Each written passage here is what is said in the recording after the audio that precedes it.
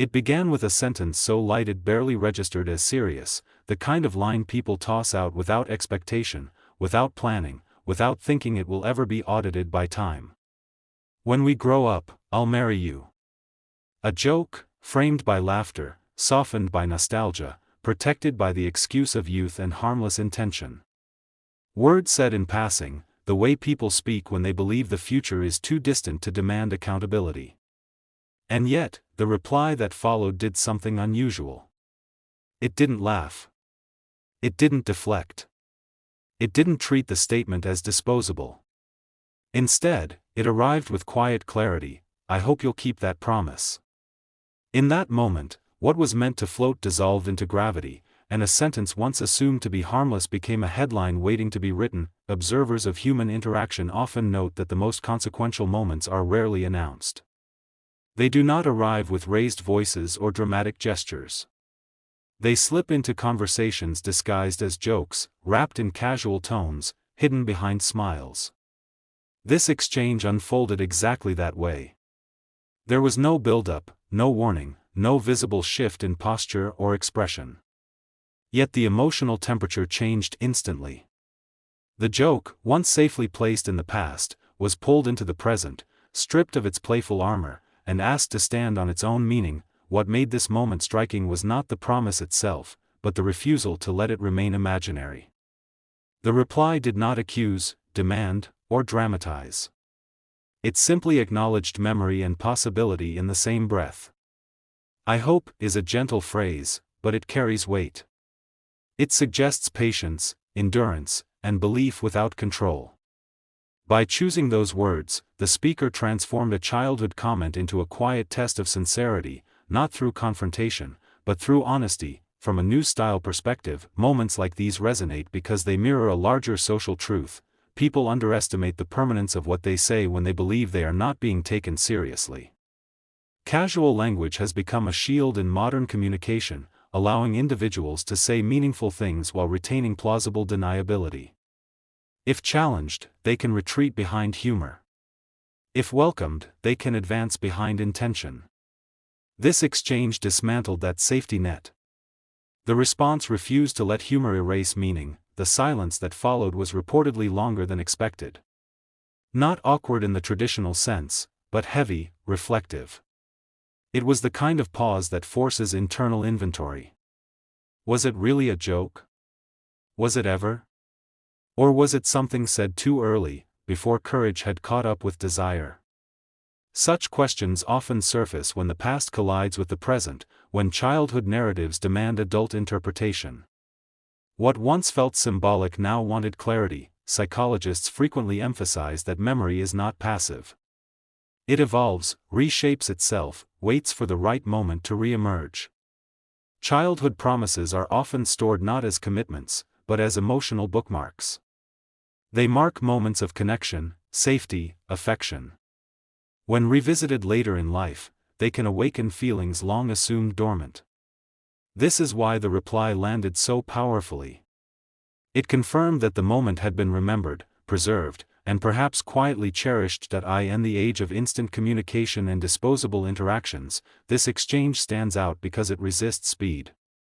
It does not rush toward resolution. Instead, it forces reflection. The joke maker is suddenly faced with an unexpected responsibility, not legal, not formal, but emotional. Responsibility to acknowledge what was said, what was heard, and what it meant to the person on the other side. This is not about marriage as an institution, but about intention as a concept. Reports of similar interactions often go viral because they expose a universal vulnerability. Many people carry unfinished sentences from their past, words spoken too soon or too lightly, later discovered to have landed deeply. The idea that someone else remembered, held on to, and believed in those words can be both comforting and unsettling. Comforting because it affirms connection. Unsettling because it removes the illusion that nothing mattered back then. From a narrative standpoint, the power of this moment lies in its restraint. There is no demand for follow-up, no ultimatum, no pressure. The reply does not say, "You must," or "You owe."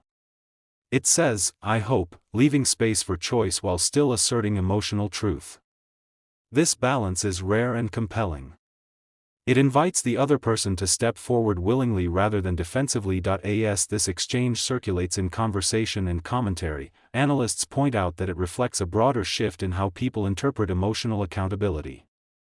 Words are no longer seen as temporary placeholders, they are treated as signals of character. Even jokes, especially jokes, reveal intent. In this context, the original line becomes less about marriage and more about honesty. Was it said to entertain, to flirt, to comfort, or to test the waters of something real? The reply suggests that for one person, the words mattered enough to be remembered. That alone reframes the narrative. It reveals asymmetry, not necessarily of feeling, but of awareness. One person spoke lightly, the other listened deeply. One treated the moment as fleeting, the other stored it as meaningful. When those two realities meet again, tension is inevitable. This is where the story shifts from nostalgia to relevance. The present moment demands interpretation. Ignoring it would be a form of dismissal. Laughing it off again would feel insufficient. The sentence, "I hope you'll keep that promise," does not seek immediate action, but it does request recognition. It asks the speaker to see the past through someone else's eyes. In public discourse, this kind of interaction often sparks debate about fairness. Is it reasonable to hold someone to words spoken in youth? Is it fair to revisit something said without seriousness? But these questions miss the emotional core of the exchange. The issue is not obligation, but impact. Regardless of intent, the words had meaning to someone. Acknowledging that meaning is not the same as agreeing to its outcome. As the moment continues to be discussed, many readers identify with both sides. Some remember being the one who spoke without thinking. Others remember being the one who listened and hoped. This dual identification is why the story resonates. It does not villainize or glorify either person. It simply exposes a human truth: communication is not controlled by the speaker alone. Once words are released, they live in the minds of others. The simplicity of the exchange is deceptive.